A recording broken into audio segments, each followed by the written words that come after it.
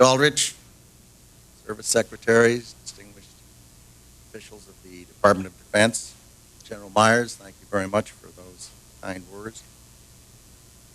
The topic today is an adversary that poses a threat, serious threat to the security of the United States of America. This adversary is one of the world's last bastions of central planning. It governs by dictating 5-year plans.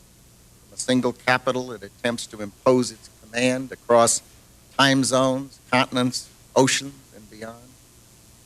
With brutal consistency, it stifles free thought and crushes new ideas. It disrupts the defense of the United States and places the lives of men and women in uniform at risk. Perhaps this adversary sounds like the former Soviet Union, but that enemy's gone. Our foes are more subtle and implacable today. You may think I'm describing one of the last decrepit dictators of the world, but their day too is almost past, and they cannot match the strength or size of this adversary. The adversary is closer to home. It's the Pentagon bureaucracy, not the people, but the processes. Not the civilians, but the systems. Not the men and women in uniform, but the uniformity of thought and action that we too often impose on them. In this building, despite the era of scarce resources, taxed by mounting threats, money disappears into duplicative duties, bloated bureaucracy, not because of greed, but gridlock. Innovation is stifled not by ill intent, but by institutional inertia. Just as we must transform America's military capability to meet changing threats, we must transform the way the department works and what it works on. We must build a department where each of the dedicated people here can apply their immense talents to defend America, where they have the resources, information, and freedom to perform. Our challenge is to transform not just the way we deter and defend, but the way we conduct our daily business. Let's make no mistake, the modernization of the Department of Defense is a matter of some urgency. In fact, it could be said that it's a matter of life and death, ultimately every American's. A new idea ignored may be the next threat overlooked. A person employed in a redundant task is one who could be countering terrorism or nuclear proliferation. Every dollar squandered on waste is one denied to the warfighter. That's why we're here today, challenging us all to wage an all-out campaign to shift Pentagon's resources from bureaucracy to the battlefield, from tail to the tooth. We know the adversary, we know the threat, and with the same firmness of purpose that any effort against a determined adversary demands, we must get at it and stay at it. Some might ask, how in the world could the Secretary of Defense attack the Pentagon in front of its people? To them I reply, I have no desire to attack the Pentagon. I want to liberate it. We need to save it from itself. The men and women of this department, civilians and militaries, are our allies, not our enemies. They too are fed up with bureaucracy. They too live with frustrations. I hear it every day. And I'll bet a dollar to a dime that they too want to fix it. In fact, I bet they even know how to fix it. And if asked, we'll get about the task of fixing it. And I'm asking. They know the taxpayers deserve better. Every dollar we spend was entrusted to us by a taxpayer who earned it by creating something of value with sweat and skill. A cashier in Chicago, a waitress in San Francisco. An average American family works an entire year to generate $6,000 in income taxes. Here we spill many times that amount every hour by duplication and by inattention. That's wrong. It's wrong because national defense depends on public trust, and trust in turn hinges on respect for the hardworking people of America and the tax dollars they earn. We need to respect them and their efforts. Waste drains resources from training and tanks, from infrastructure and intelligence, from helicopters and housing. Outdated systems crush ideas that could save a life. Redundant processes prevent us from adapting to evolving threats with the speed and agility that today's world demands. Above all, the shift from bureaucracy to the battlefield is a matter of national security.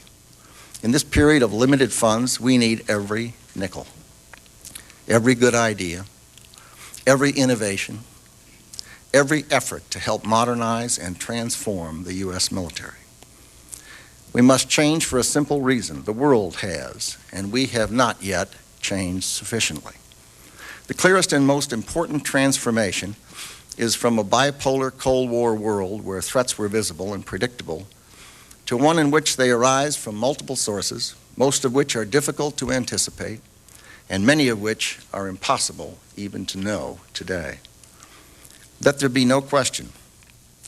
The 2.7 million people who wear our country's uniform, active, guard, and reserve, and the close to 700,000 more who support them in civilian attire, comprise the finest military in the history of the world. They stand ready to face down any threat, anytime, anywhere. But we must do more. We must develop and build weapons to deter those new threats. We must rebuild our infrastructure, which is in a very serious state of disrepair. And we must assure that the noble cause of military service remains the high calling that will attract the very best. All this costs money. It costs more than we have. It demands agility, more than today's bureaucracy allows. And that means we must recognize another transformation, the revolution in management, technology, and business practices. Successful modern businesses are leaner and less hierarchical than ever before. They reward innovation and they share information. They have to be nimble in the face of rapid change or they die. Business enterprises die if they fail to adapt. And the fact that they can fail and die is what provides the incentive to survive. But governments can't die. So we need to find other incentives for bureaucracy to adapt and improve. The technology revolution has transformed organizations across the private sector. But not ours, not fully, not yet. We are, as they say, tangled in our anchor chain. Our financial systems are decades old. According to some estimates, we cannot track $2.3 trillion in transactions. We cannot share information from floor to floor in this building because it's stored on dozens of different technological systems that are inaccessible or incompatible. We maintain 20 to 25% more base infrastructure than we need to support our forces, at an annual waste to taxpayers of some $3 to $4 billion.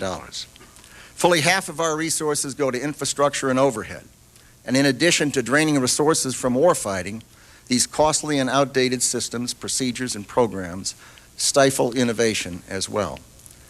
A new idea must often survive the gauntlet of some 17 levels of bureaucracy to make it from a line officer's head to my desk. I have too much respect for a line officer to believe that we need 17 layers between us. Our business process and regulation seems to be engineered to prevent any mistake, and by so doing, they discourage any risk.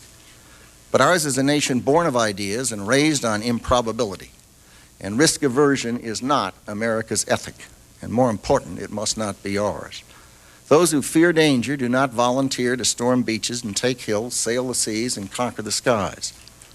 Now we must free you to take some of the same thoughtful, reasoned risks in the bureaucracy that the men and women in uniform do in battle.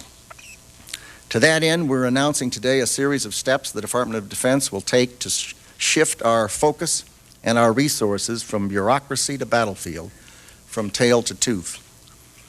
Today's announcements are only the first of many. We will launch others ourselves, and we will ask Congress for legislative help as well. We have, for example, asked Congress for permission to begin the process of closing excess bases and consolidating the B-1 bomber force. But we have the ability and therefore the responsibility to reduce waste and improve operational efficiency on our own. Already we've made some progress. We've eliminated some 31 of the 72 acquisition-related advisory boards. We now budget based on realistic estimates. We're improving the acquisition process. We're investing $400 million in public-private partnerships for military housing. Many utility services to military installations will be privatized. We're tightening the requirements for other government agencies to reimburse us for detailees. And we're reviewing to see whether we should suspend assignments where detailees are not fully reimbursed. We have committed $100 million for financial modernization, and we're establishing a defense business board to tap outside expertise as we move to improve the department's business practices. We can be proud of this progress, but certainly not satisfied. To succeed, this effort demands personal and sustained attention at the highest levels of the department. Therefore, it will be guided by the Senior Executive Council, including Undersecretary Pete Aldrich, Army Secretary Thomas White, Navy Secretary Gordon England, and Air Force Secretary Jim Roach. These leaders are experienced, talented, and determined. I am delighted they are on our team. I would not want to try to stop them from what they came into this department to do. I expect them to be enormously successful.